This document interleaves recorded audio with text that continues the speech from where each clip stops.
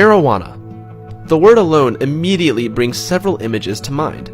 For many, those images may be of people sitting around laughing and eating a lot of junk food.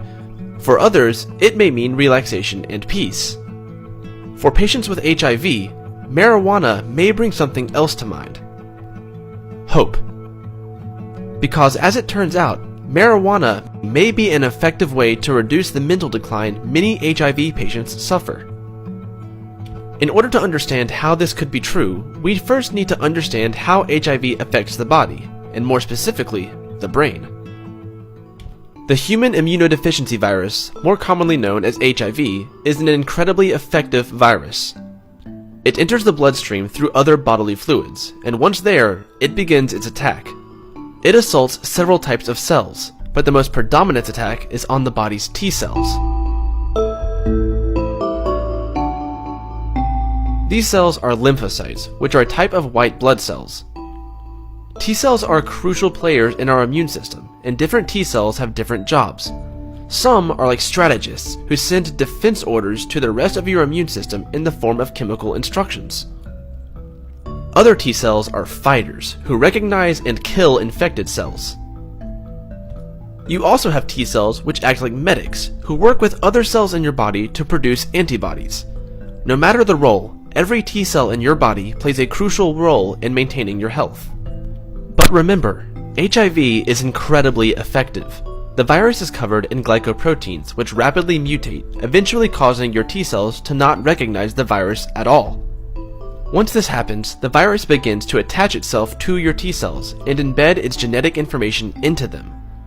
The T cells unknowingly begin to create more copies of the virus, which then go on to infect more T cells, and the cycle goes on and on.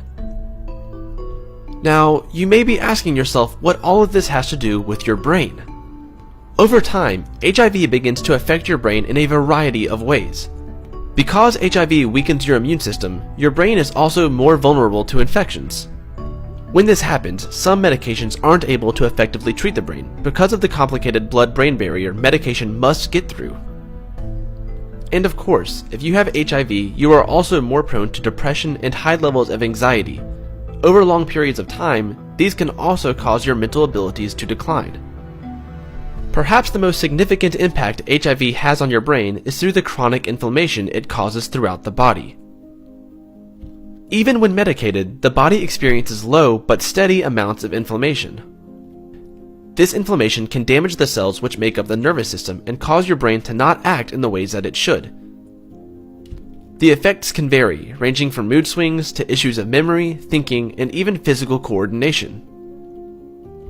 When the brain of an HIV patient is damaged by these things, they are said to be experiencing HAND, or HIV-associated neurological disease.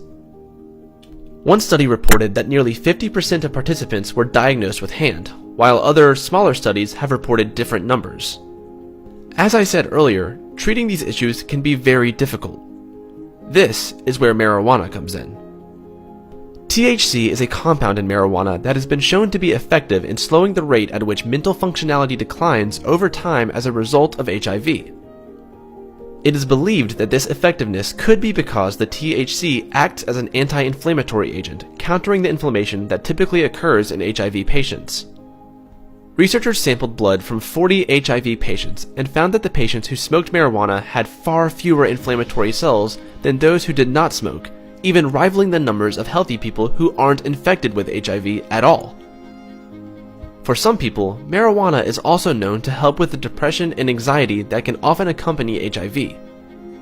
Though, smoking it may not be the best idea. Instead, patients may one day take pills or even edibles that allow them to get the benefits of marijuana without having to smoke it.